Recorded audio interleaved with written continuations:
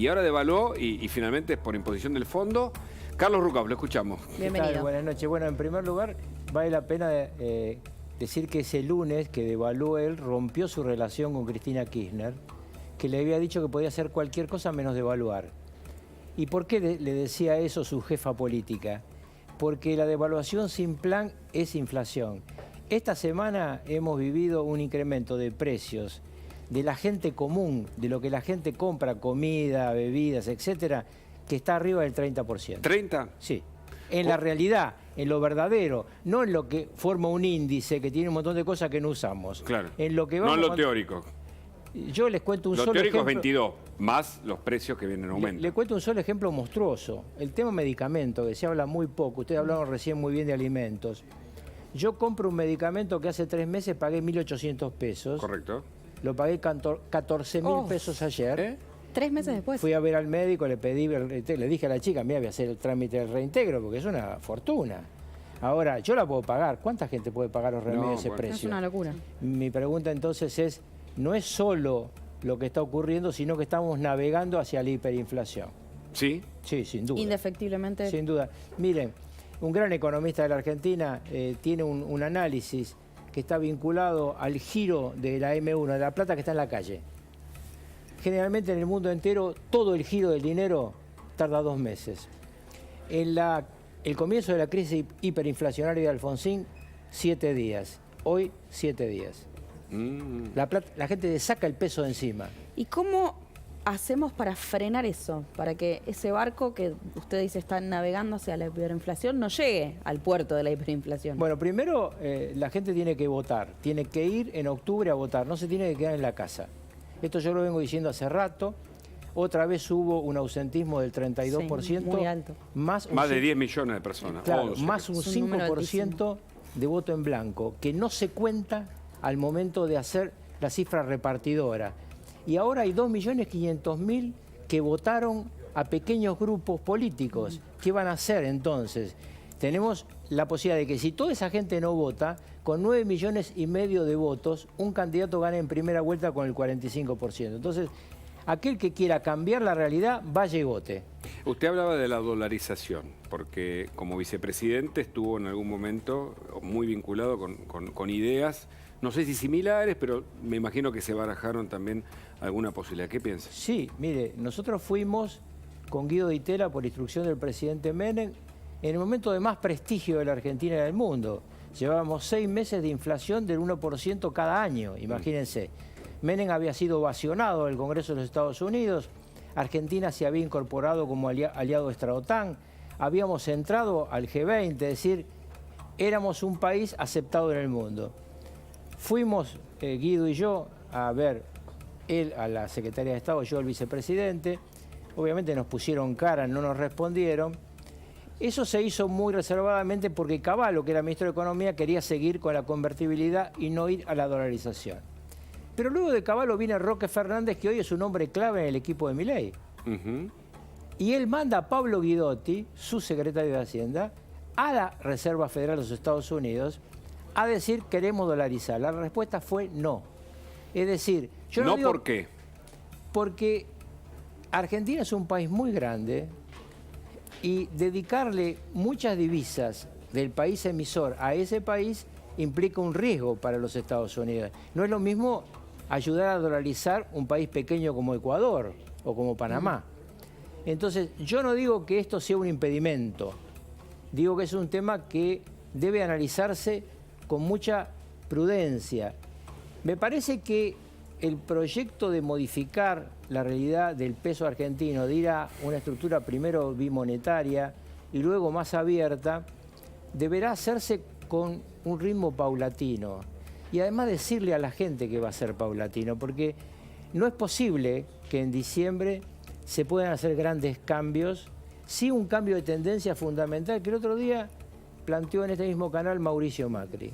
Lo primero es bajar el gasto público, porque la crisis que tuvimos con la convertibilidad fue porque no se bajó todo lo que había que bajar el gasto público. Ahora, hoy tenemos 4 veces más gasto público que en la época de Menem.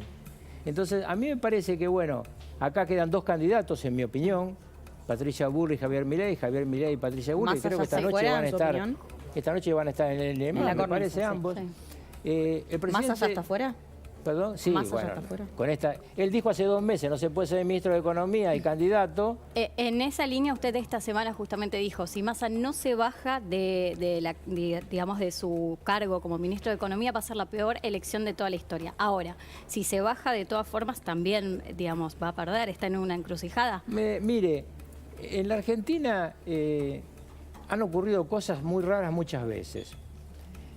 En 1989, ustedes eran todos muy jóvenes, la inflación mensual al momento de votar era 190%, mensual.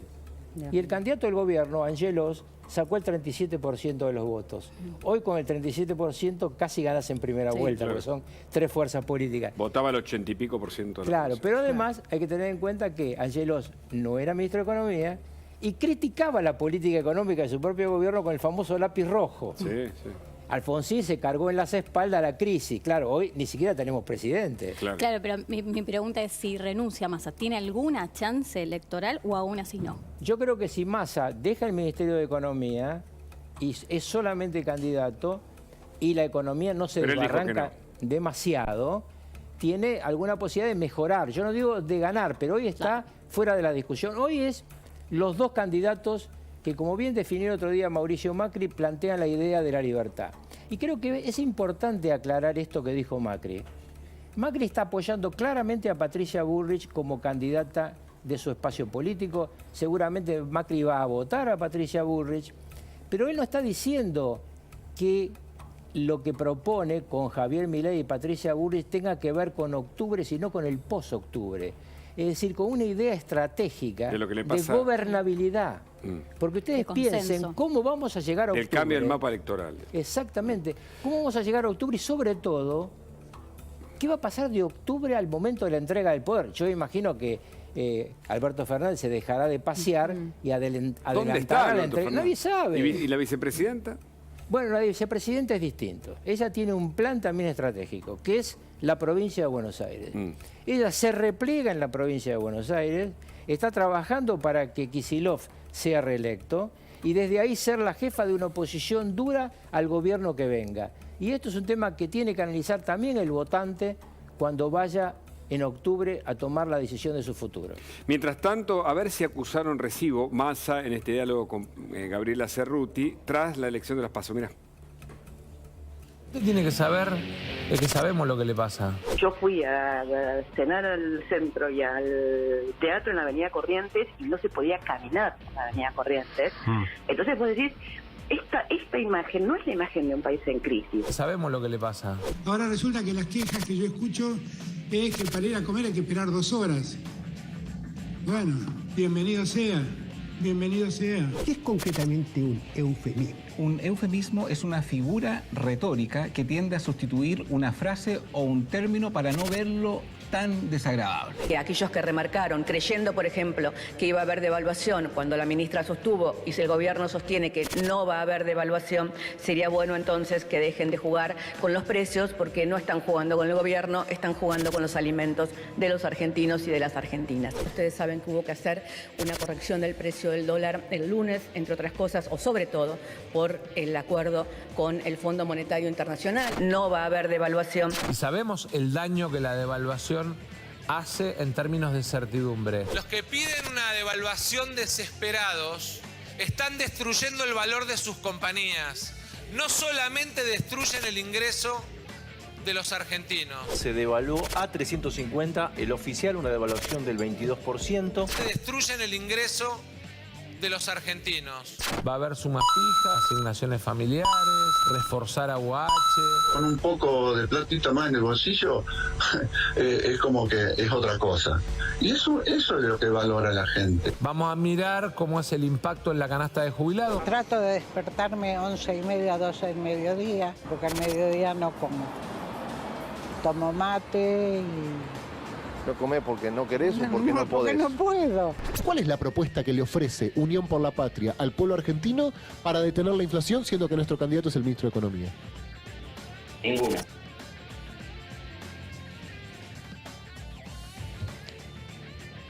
Es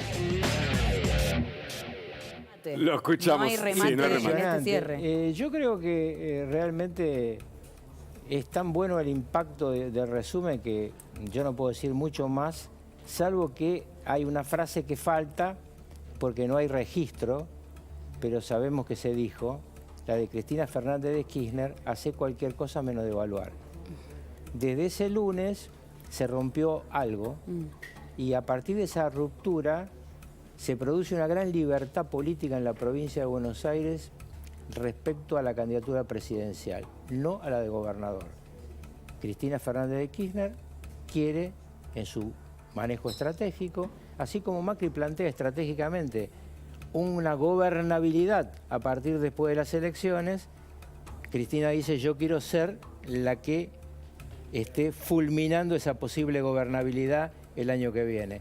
Me parece que estamos ante una situación muy delicada y me parece que es importante que los dos candidatos que quedan en liza, que esta noche van a estar en este canal, cada uno defienda sus ideas, pero que eviten los enfrentamientos personales. Porque después de octubre se van a necesitar. Y Rucauf, yendo a la estrategia, ¿no?, de Mauricio Macri, ¿qué rol tendría que tener la campaña de Patricia Bullrich ahora cuando vuelva al país?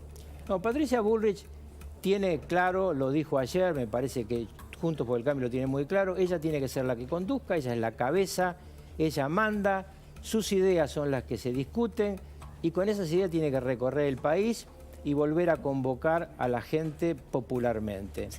Macri podrá tener espacio en algunos lugares donde él es muy fuerte, como el centro del país. Córdoba, por ejemplo. Eso, bueno, yo no sé qué hará esa campaña, pero digamos, yo lo veo como perspectiva, que así como Cristina va a ir a defender seguramente a los gobernadores propios que aún no han tenido elección, y va a tratar de defender a los diputados nacionales en las provincias, porque esta es la otra partida de la que no se habla. En octubre, los gobernadores vuelven a tener algo que defender, senadores y diputados. ¿Y qué opina del rol que tuvo Mauricio Macri en los últimos días?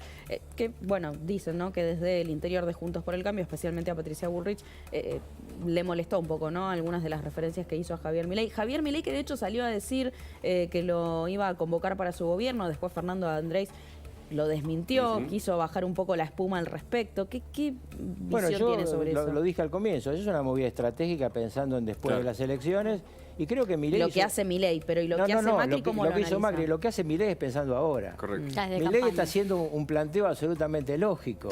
Dice, si hay un referente que tiene ese espacio político, los que miran este canal, la idea de fragmentar es Macri. Entonces, si yo planteo que Macri va a estar puede conmigo, ser, claro.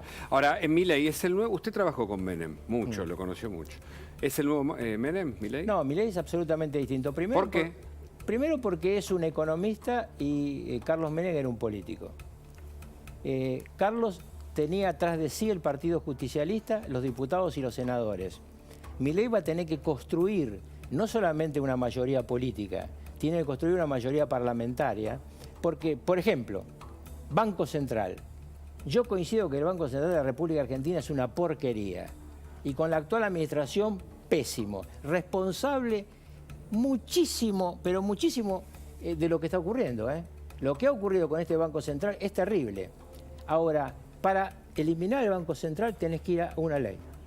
No hay otra forma, porque la Constitución delega en el Congreso de la Nación Argentina la creación de un banco que emite dinero. Que tiene que resguardar la moneda, además. Exactamente. Entonces, eso necesita una ley. Esa ley necesita diputados y senadores que la voten. Una cosa es llegar a la Casa de Gobierno, armar tu gabinete, y otra cosa es empezar a negociar con el Parlamento, con los gobernadores, que tienen mucho que jugar. Porque cuando Milei dice, con buen criterio, que hay que bajar determinadas entregas de dinero a las provincias, también va a tener una contrapartida, que es que ellos le van a decir a los senadores, frená tal cosa hasta que me den esto. Yo recuerdo, lo dije ayer en este mismo canal, vos te acababas de ir, Menem, cuando me nombró ministro del Interior, lo primero que me dijo es: Carlito, a los gobernadores les cobramos al contado y le pagamos en cuota. Esto es, el poder central no se regala. Van a venir a pedirte un dique, van a pedirte una ruta, van a decir, primero solucionenme este problema, primero que nos den los votos para conseguir las leyes. Después que tenemos las leyes, damos la contrapartida. Pero eso requiere de toda una negociación profunda que hoy no está a la vista del público, porque hoy estamos hablando de temas muy profundos, muy importantes. La gente tiene hambre, quiere un cambio, tiene una esperanza. Yo no creo que el voto en esta elección fue por bronca, como se ha dicho livianamente. Hay atrás de eso una esperanza. Hay que hablar con los jóvenes en la calle. Los jóvenes dicen, acá hay un tipo que puede acabar con la basura que está y traer algo nuevo. Lo que hay que dejar claro es que ese algo nuevo necesita una cierta solidez en la conducción del Estado y en un poder parlamentario. Carlos Racón, muchas gracias. No, gracias, Delfina, también. Saludamos a Luis Majul, que ya está con nosotros para compartir este pase. Está también Luis Gasulla. Buenas noches. Hola, noches, Agustina, bienvenido. hola Hugo, hola Luis Gasulla. Muy interesante lo que hablaban recién con Carlos Rucauf. Mucha experiencia. 2030, un poquitito antes de 2030 en mi editorial, yo voy a plantear en un doble sentido la pregunta: ¿puede Milei gobernar la Argentina? Pero si a ustedes les parece, primero, hay una información de último momento y tiene que ver con intensos rumores de saqueos y robos a comercio. Si les parecen, primero ponemos la información de último momento. Por supuesto. Que tiene que ver con la imputación a quienes intentaron robar algunos comercios. Imputaron por robo agravado a 7 detenidos por los saqueos en el Gran Mendoza y pasarán al penal. Si quieren, los saludamos a Luis Gasulla para que nos amplíe la información. Claro. Así lo definió el fiscal Fernando Giunta, quien tenía a su disposición a 28 personas aprehendidas, 17 menores durante este sábado. Por su parte, en el este también acusaron a 3 detenidos por iniciar los ataques creando grupos de WhatsApp. ¿Qué es esto, Luis? Buenas noches. Buenas noches, Luis. Buenas noches, Hugo, Agustina. Hola, Luis. Efectivamente, fueron aprendidos y ya fueron imputados estas 7 personas en el Gran Mendoza por 2 hechos graves que ocurrieron ayer por la tarde, pasadas las 16 horas, en la que fueron a un depósito de más de 100 personas, a un depósito en Las Heras, esto es una localidad del Gran Mendoza, exactamente, Hugo. Intentaron romper las cortinas de ese depósito y como no pudieron y fueron dispersados por la policía, se dirigieron a distintos locales de esa localidad.